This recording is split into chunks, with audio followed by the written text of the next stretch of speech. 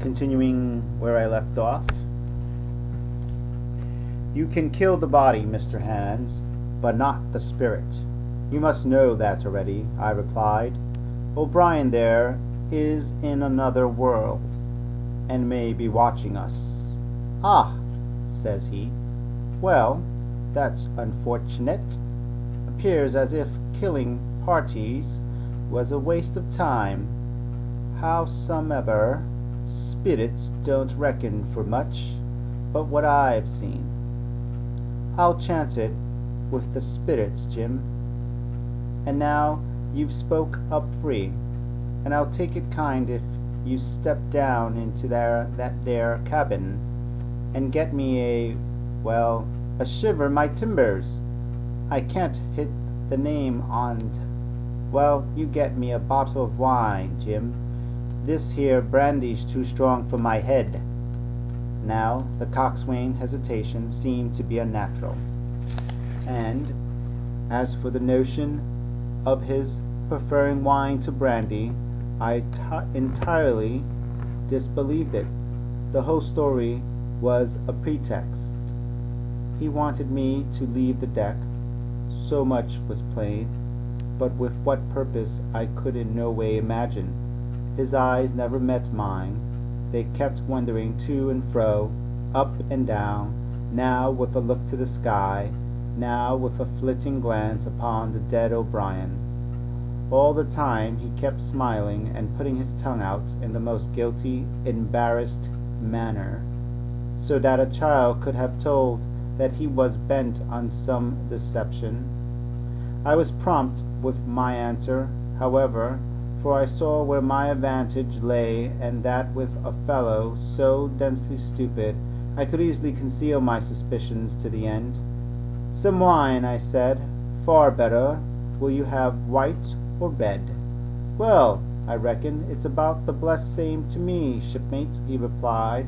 So it's strong and plenty of it. What's the odds? All right, I answered. I'll bring you port, Mr. Hands, but I'll have to dig for it.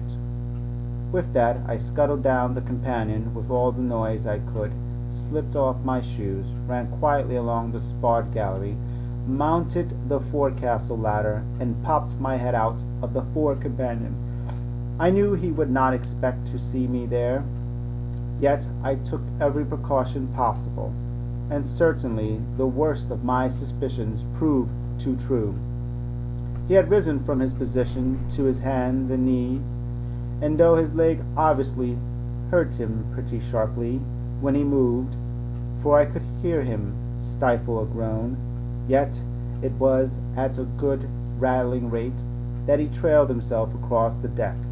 In half a minute he had reached the port scuppers and picked out of a coil of rope a long knife, or rather a short dirk, discolored to the hilt with blood. He looked upon it for a moment, thrusting forth under his jaw,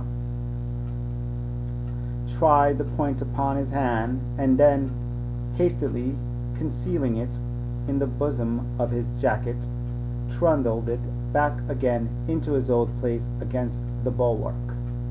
This was all that I required to know. Israel could move about.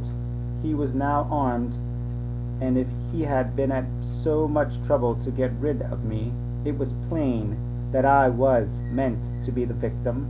What he would do afterwards, whether he would try to crawl right across the island from North Inlet to the camp among the swamps, or whether he would fire Long Tom, trusting that his own comrades might come first to help him, was, of course, more than I could say. Yet I felt sure that I could trust him in one point, since in that our interests jumped together, and that was in the disposition of the schooner. We both desired to have her stranded safe enough in a sheltered place, and so that when the time came she could be got off again with as little labor and danger as might be. And until that was done, I considered that my life would certainly be spared.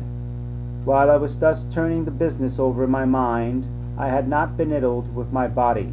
I had stolen back to the cabin, slipped once more into my shoes, and laid my hand at random on a bottle of wine, and now, with this for an excuse, I made my reappearance on the deck.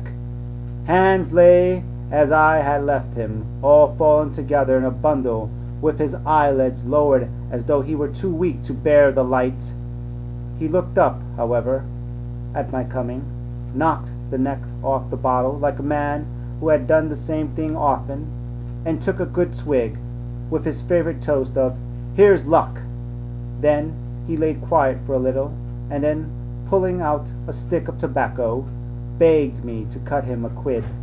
"Cut me a junco, that," he says he, "for I haven't no knife, and hardly strength enough. So be as I had. Ah, Jim, I reckon I've missed days. Cut me a quid, as I'll likely be the last, lad, for I'm for my long home, and no mistake." "Well," said I, "I'll cut you some tobacco.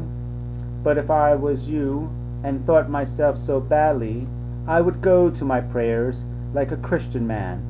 "Why?" said he. "Now you tell me why." "Why?" I cried. "You were asking me just now about the dead. You've broken your trust. You lived in sin and lies and blood. There's a man you kill lying at your feet this moment, and you ask me why? For God's mercy, Mr. Hans, that's why." I spoke with a little heat, thinking of the bloody dirk he had hidden in his pocket and designed, in his ill thoughts, to end me with. He, for his part, took a great draught of the wine, and spoke with the most unusual solemnity. "For 30 years," he said, "I've sailed the seas and seen good and bad, better and worse, fair weather and foul, provisions running out, knives going, and what not. Well, now I tell you, I'd never seen good old come goodness yet. Him as strikes first is my fancy. Dead men don't bite. Them's my views. Amen, so be it. And now you look here," he added, suddenly changing his tone, "we've had about enough of this foolery. The tide's made good enough by now. You just take my orders, Captain Hawkins, and we'll sail slap in and be done with it." All told, we had scarce 2 miles to run, but the navigation was delicate.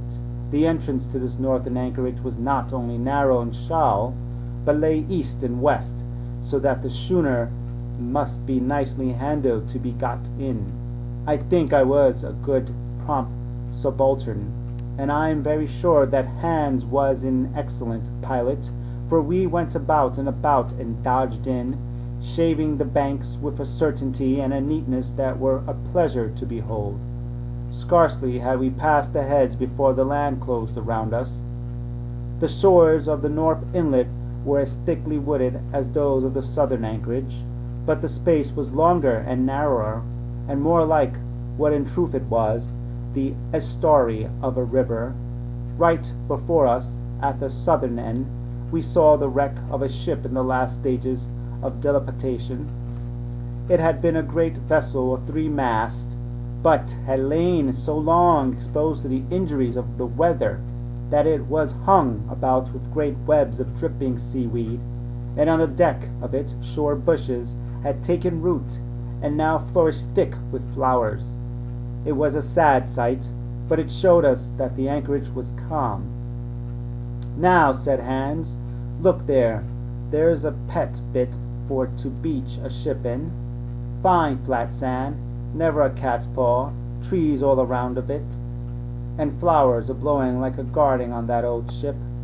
And once beached," I inquired, "how should we get her off again?" "Why so," he replied.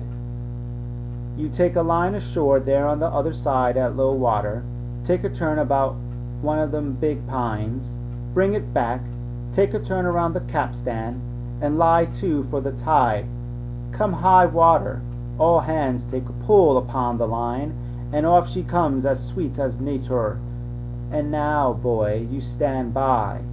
We're near the bit now, and she's too much way on her. Starboard a little, so, steady, starboard, larboard, a little, steady, steady." So he issued his commands, which I breathlessly obeyed, till, all of a sudden, he cried, "Now, my hearty luff," and I put the helm hard up, and the Hispaniola swung around rapidly and ran stem on for a low, wooded shore. I'm going to leave it off there. Please leave a comment down below. Give me a thumbs up or a thumbs down, and I'll see you in the next episode. Bye.